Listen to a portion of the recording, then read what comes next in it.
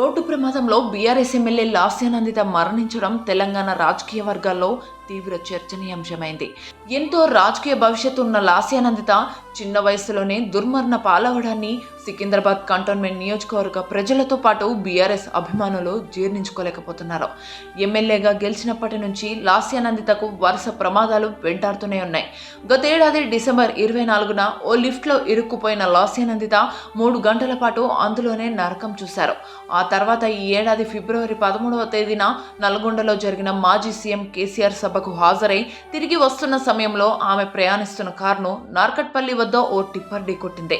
దీంతో కారు ముందు టైర్ ఊడిపోయింది. ఆ ఘటనలో ఎమ్మెల్యే లాస్యతలకు స్వల్ప గాయమైంది. 10 రోజులు తిరగకముందే మరో రోడ్డు ప్రమాదంలో ఆమె మృతి చెందారు. అప్పుడు ఆ ప్రమాదం నుంచి బయటపడ్డా ఈసారి మృత్యువాత నుంచి తప్పించుకోలేకపోయింది. ఎమ్మెల్యే లాస్యానందిత మరణానికి గల కారణాలు ఒక్కొక్కటిగా బయటకొస్తున్నాయి.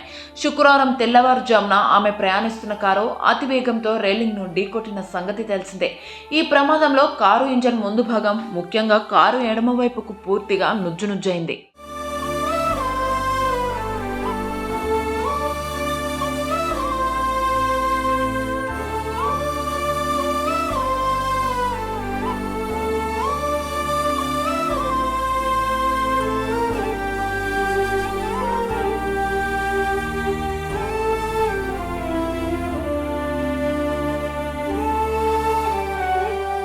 ముందు సీటులో డ్రైవర్ పక్కన కూర్చున్న లాస్యానందిత అక్కడికక్కడే సీటులోనే ప్రాణాలు కోల్పోయారు.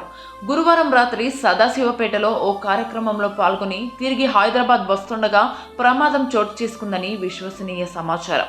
ఈ ఉదయం మరికాసేపట్లో హైదరాబాద్ చేరుకుంటుందనగా పటాన్చెరు సమీపంలోని ఓఆర్ఆర్ వద్ద ఈ ప్రమాదం జరిగింది.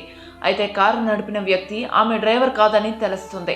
డ్రైవర్కు బదులుగా ఆమె పిఏ ఆకాష్ కారు నడిపాడని, ముందు సీట్లో కూర్చుని ఉన్న లాస్యానందిత సీటు బెల్ట్ ధరించలేదని, ఎమ్మెల్యే మృతికి ఇవే కారణాలుగా తెలుస్తున్నాయి.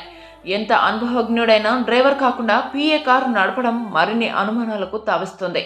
ఆ సమయంలో డ్రైవర్ మద్యం సేవించి ఉన్నాడా? అతడి బదులు పిఏ డ్రైవ్ చేశాడా? పిఏ నిద్రమత్తు కారణంగానే అతి వేగంతో అదుపు తప్పి రైలింగ్ ని ఢీకొని ఉంటుందా అనే సందేహాలు వ్యక్తం చేస్తున్నారు చాలామంది.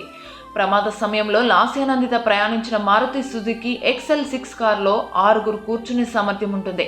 ఇక సేఫ్టీ ఫీచర్స్ విషయానికి వస్తే ఇందులో డ్యూయల్ ఎయిర్ బ్యాగ్లు, ISOFIX child seat mounts, seat belt reminder, high speed alert system, central locking ఇలా ఎన్నో సదుపాయాలుంటాయి.